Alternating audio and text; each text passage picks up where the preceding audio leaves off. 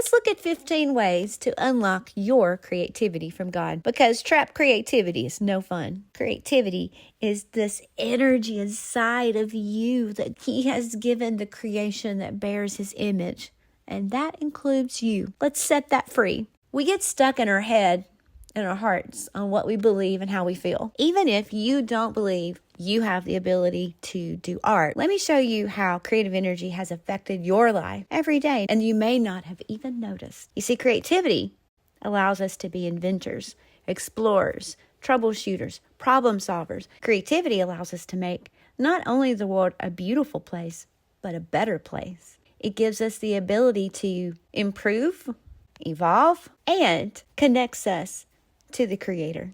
Let's look at a couple of examples of how art and creativity have been used, and you have it in your daily life and you're not even paying any attention. It's all around you. This is a lovely piece of pottery. Someone took the time to sculpt and design this, add the designs to make it something pretty, and later it evolved into this. I'm talking about the hole in the wood, not the pan. You see, this clay pot is not the kind of pot that you think it is. With creativity, this is what the pot evolved into. You see, someone decided, this clay jar is pretty. This clay jar is useful, but could I improve it? Could I improve it? And they did. Now, I know what you're thinking. Why am I showing you a potty when we're talking about art and creativity? Well, I'm getting to that. This looks like a stick to you, but this, with creativity, evolved into this, and you use it every day, maybe even multiple times a day. These two items were improved through creativity, but to the person who designed them, their art, someone somewhere around the world has these items hanging in their office on their wall, and they're proud of them because they designed them. So to some people, this is art.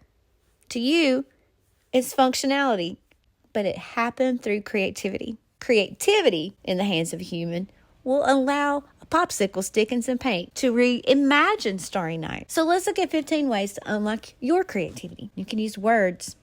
Write down what you think about creativity. Put your feelings to words on paper. It may be a word, or a sentence, or a paragraph, or pages in a journal.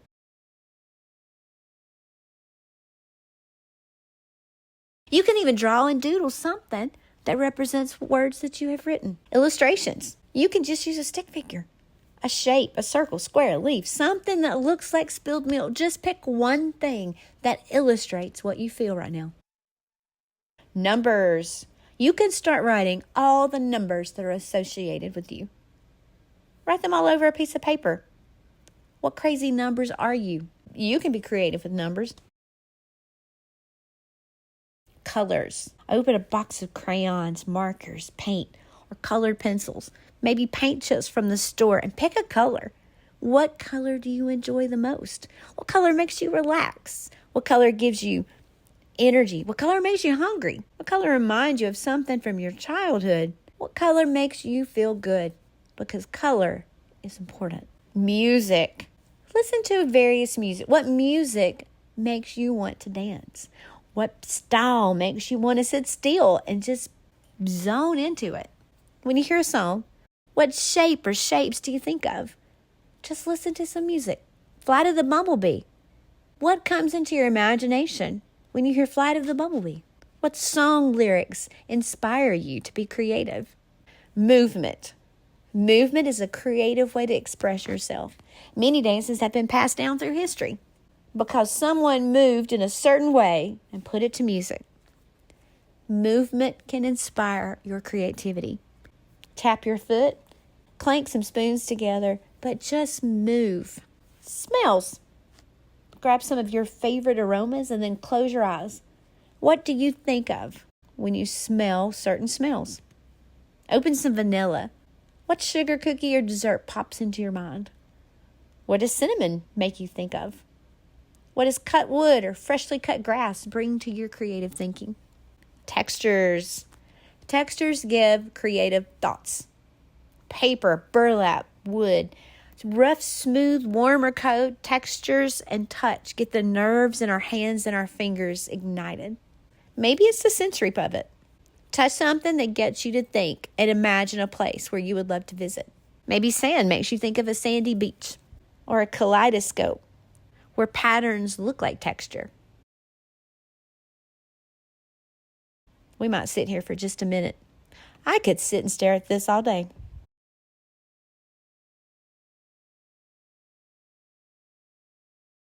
Location. If you don't feel creative in the place you were in, try moving to another location. Now, I'm not talking about another country or town. I'm just saying sometimes a change of venue will change your way of thinking. What room in your house inspires you to think creatively? Or maybe you step outside. Find something that you enjoy looking at and see how it inspires your creativity. Clothing and fashion. Put on your favorite shirt, or maybe it's your PJs. Go into your closet and put on the most ridiculous combination of clothing. If it doesn't spark creativity, it at least will spark some joy. Food. Try making a sandwich with something unusual today. Peanut butter and jelly is good, but what about peanut butter and syrup, or peanut butter and honey? Bacon and grape jelly? Restaurants and chefs around the world get creative with their food. All sorts of new recipes and dishes are presented to us just to tempt our palates. But they use creativity to come up with those new creations. Hang out with a creative person for a bit and you'll be introduced to a whole new world. Maybe let a child pick the daily schedule from what to wear, eat, or what to do. What can a child think of that you would have never thought of before? So hang out with some people, all ages. Usage. I know it's a funny word. Use something you use daily in a different way. Disney's Little Mermaid used a fork to comb her hair. It sounds weird, but being creative with what we use has led to many creative inventions. I mean, I'm quite thankful that we don't use a pot for the potty anymore.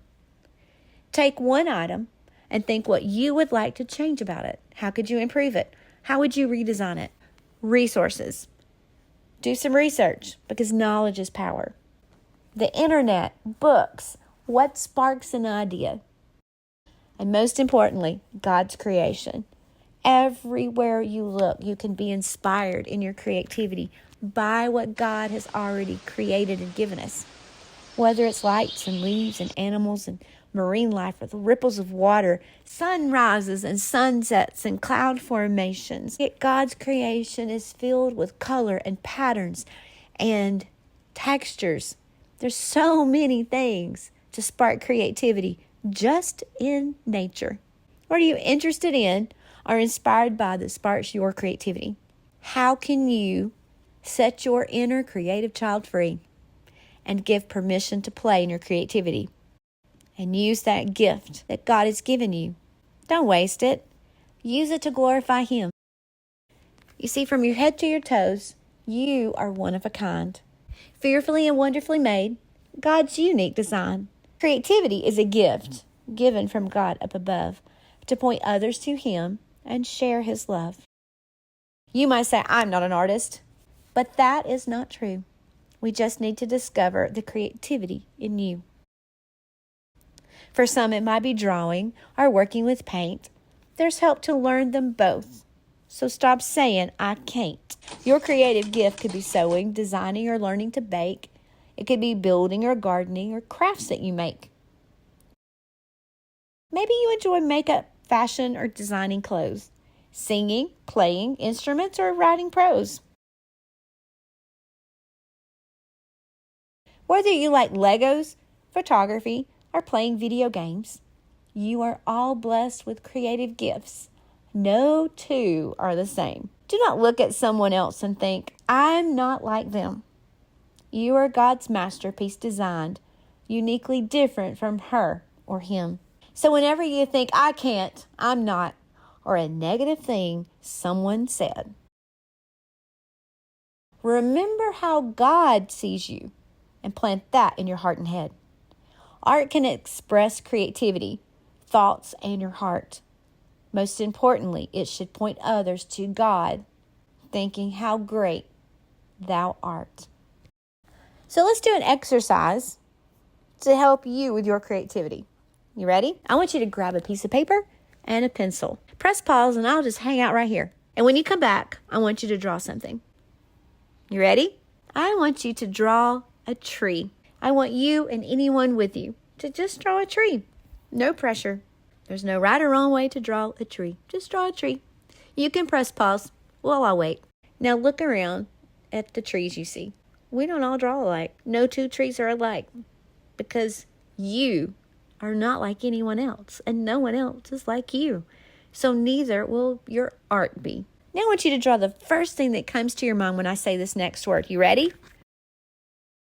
Tree. But you can't draw a tree. Press pause. Take your time. What did you think of when I said the word tree? Through the years of teaching, sometimes we get an apple or leaves or a bird, sometimes a saw blade or a stump. We've had some really weird things, but sometimes we get a piece of paper. Anything is the correct answer because it was the first thing you thought of when you heard the word tree if you can't draw a tree. So what did you think of? And even if you and somebody else with you thought of an apple, the apples won't be just alike. The bird won't be just alike someone else's bird. And even if you did leaves, no two leaves would be just alike. Because not only do we not draw just alike, we don't think just alike. And that's okay. I mean, how boring would the world be if everybody thought the same and drew the same and did the same? God gave us versatility in His creation. Why wouldn't He do the same thing with you? So give that creative inner child permission to play. Find joy in the creative gift that God has given you. And let's see what you can do with your creativity to glorify God.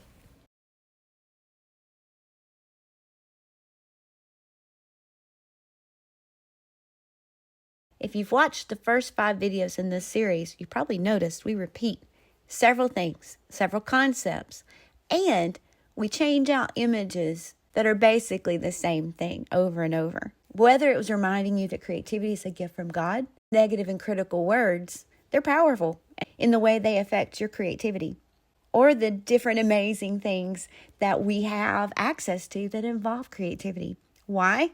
Why have we repeated this so many times? They say it takes somewhere 3 to 7 times for you to hear something, see something, or do something before you log it into your brain and you start believing it. And we already know we live how we believe. You or someone else watching will still doubt your creative ability. You're still thinking on the negative thoughts. So go back through this list, do it again, look at what you enjoy, what interests you. What is something God has given you a natural ability to do? And it makes you feel more connected to Him. What is something you want to learn? Something you're drawn to. That's why it's so important to us to repeat these things over and over and over again. Grab some Play-Doh. Pick something off the 15 items in this list and let's find your creativity because it's there. So it's very important to us that you understand that you are fearfully and wonderfully made, created in the image of God, given the gift of creativity, and you are unique. So find your creative gift, use it to glorify God, and share that creativity you have with others.